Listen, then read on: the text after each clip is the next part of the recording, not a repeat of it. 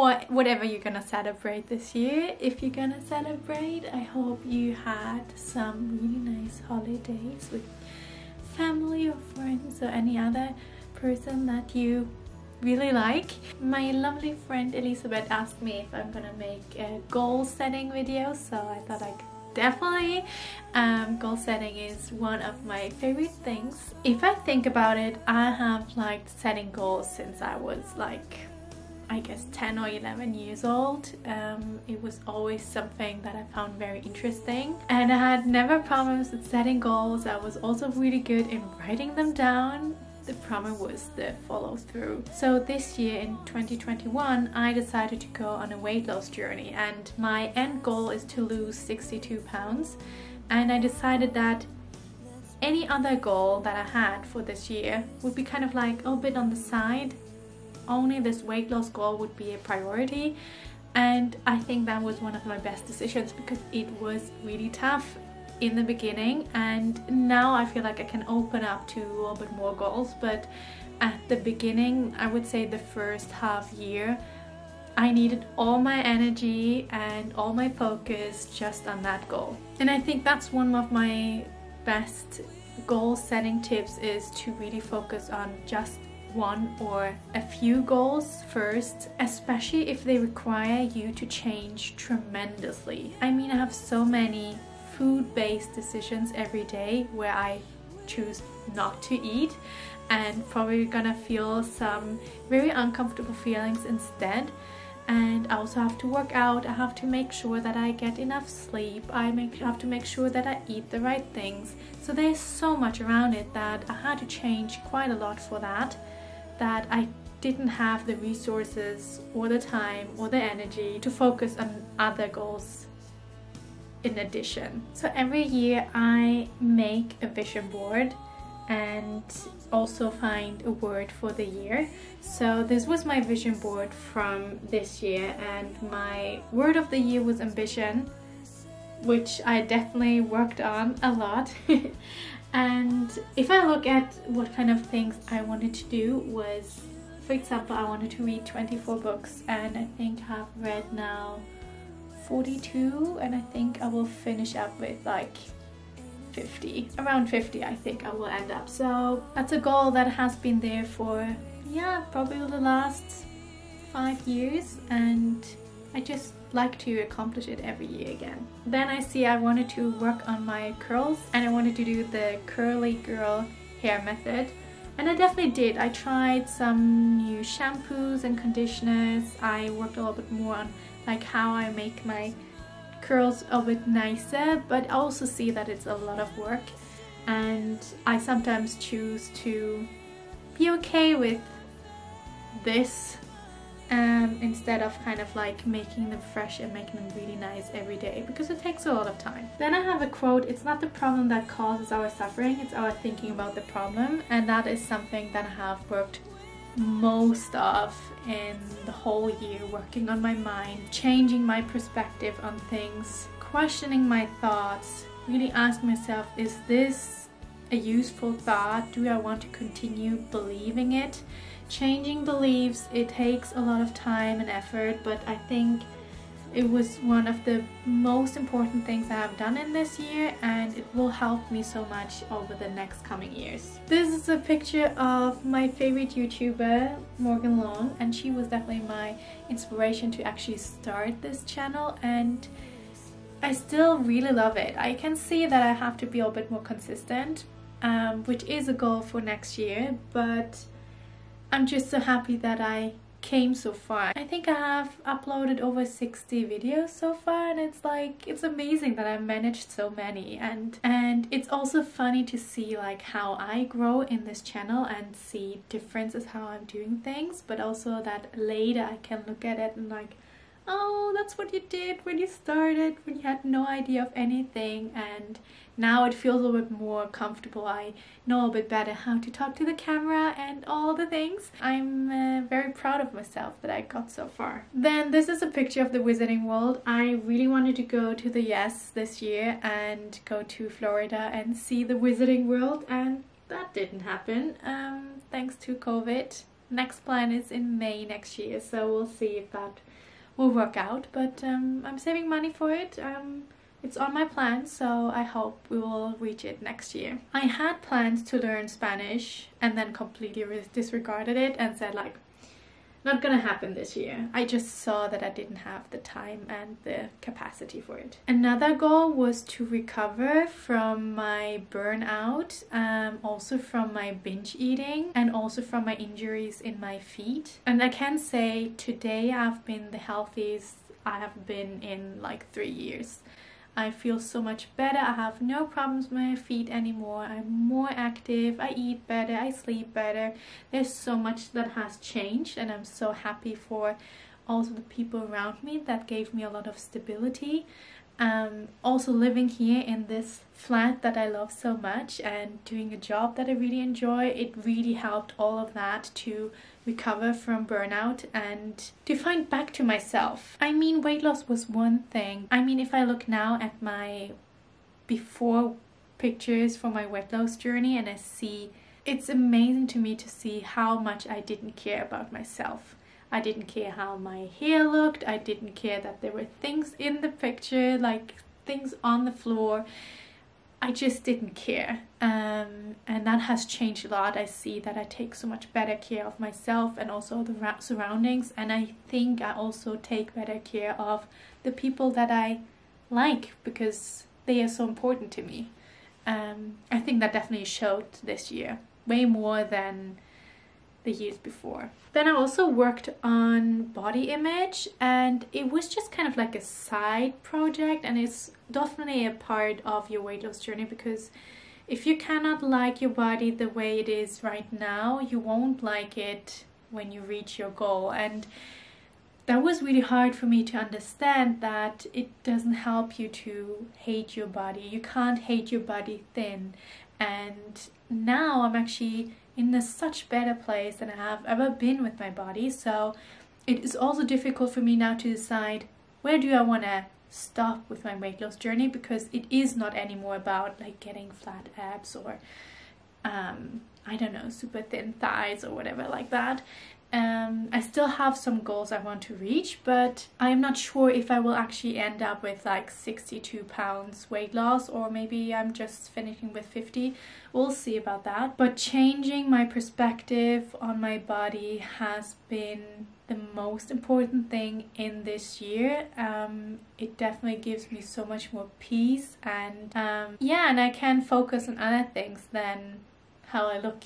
Then I actually wanted to also do a little bit more decluttering. That didn't happen. I wanted to hike quite a lot, but because of my feet that wasn't possible. I tried to start with investing. I invest every month, but like it wasn't, I didn't do the courses and everything I wanted to do, but that's okay, I can do it next year. So but there are also things that I didn't reach, and that's okay. And I mean, some of the goals will just transfer to the next year and I will have them there. And yeah, this vision board, I have that on my nightstand and I see it every day, and it really helped me to remember what I want to do for the year. And it's okay not to reach everything. It's just, in the end, it comes down to what are you prioritizing this year, and it's totally okay to not finish everything. So let's talk about goals for 2022. I have used the Cultivate What Matters Power Sheets Goal Planner for this year. I tell you, if you're living in Europe, it is expensive to ship it here and maybe even pay customs and everything.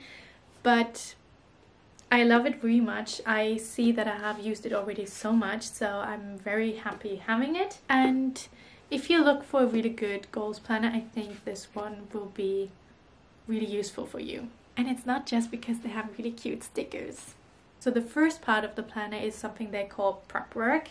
So there they have like different journal exercises, like what do you love? You do a life evaluation of different parts like health and wellness, finances, work, family, focal relationships, recreation, all these kind of stuff. They also help you to reflect on the previous year and see what happened, what worked well, what didn't. I also like the idea of asking what I'm saying yes or no to. And I remember they had once a planner that had quite a lot of prep work, and also in this planner I decided not to do everything. I didn't need it because I had already a few goals in mind, and the prep work actually just helped me to really think about, is that really something I want to do? And then after the prep work, it gives you a space for 8 different goals, and you also can color code them if you want to. So I have different colors for every category, and then you will have action pages where you write a bit more about your goal.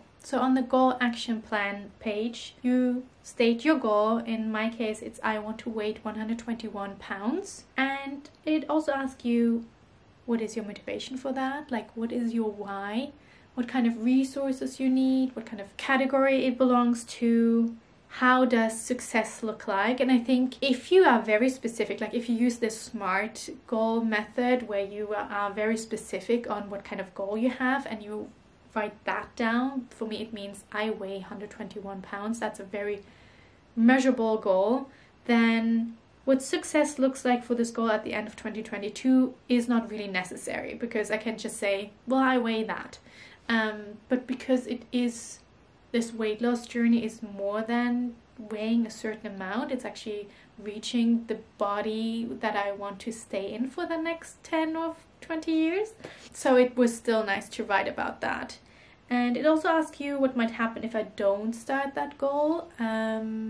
Also, who's getting affected by reaching that goal. And the last part is asking you, how will I have fun with this goal along the way? I mean, there's nothing wrong with having fun. I just don't think you should rely on feeling good reaching your goals, because reaching a certain goal means you have to become a new version of yourself, a new version who is capable of doing the things that you do when you have reached your goal, which means that is often very uncomfortable. There will be a lot of negative feelings you have along the way, things of like feeling confused or overwhelmed, or you just feel like it's hard and you pity yourself. And I just think it is okay to try to make it fun, but I think it would be way more important to ask, how will I keep going forward even though I don't want to, even though I feel like, oh, I'm too tired to do it, or this was a terrible day, I just start over on Monday or next week or next year. I think that's something I think could be improved in this planner. And then you have a second page that you can use like how you want, and it's called Break Your Goals Down. And so you can have like an action plan there. It is really depending on what kind of goal you have, and they also have some wild pages on their website where you can just download an action plan or like a reading list or anything. For this particular goal, I decided to break it down into months, like the first quarter, second, third and fourth. I also gave them names, as I have given my first 3 phases names. Like so long in my weight loss journey, my first phase was called Kickstarter phase, then it came the commitment phase, and now I just finished the endurance phase. And from January on, it will be the halfway phase because I'm halfway through my goal. Then we will have the mastery phase, the legendary phase, and if I'm not reaching my goal within 9 months and I need like another phase, it will be the next level phase. So just in case, because I don't feel rushed to reach my goal. Of course I would like to reach my goal like until my birthday in August, but it's not like I need to finish there. There's just no rush with it. It's totally fine. My body takes time and I just roll with it. Then my second goal is to save 100,000 Norwegian krone. That is a bit of a stretch for me because I pay quite a lot of rent because I live by myself. But I like to have at least such a big goal, so I would have to think about, okay, how am I gonna make this work? And then they're usually 2 times a year where we get way more money than normal because it's Christmas or it's the summertime, where we get a higher salary because the taxes are lower. So I think I definitely can use that money for this goal. And in that case, I used my page just to have like milestones. I haven't done anything else in here because I didn't really know, like there are not so many action steps. It's more like being consistent with budgeting and thinking about how I'm gonna save the money I want to save, and then also like setting up some automatic savings to my savings account, stuff like that. But I don't feel like it's not a project where you have a lot of action steps. Then, as always, I have a goal of reading again 24 books, and of course I could try to say, okay, I'm trying 50 books, but I definitely can see through the year that sometimes 2 books are the maximum I manage in 1 month, and then I have a readathon where I read like 5 books in 2 weeks. So it really depends on that. So I think 24 are totally fine, and then I always try to get a bit more than that. And for the empty page, I chose a wildcard. It's called Books Read This Year, so you just can write down what you read, and I think it's a really nice place to track my reading. Then I have a travel goal. I want to go to the US next year, and I want to go to Florida to the Wizarding World, and I also want to go to New York.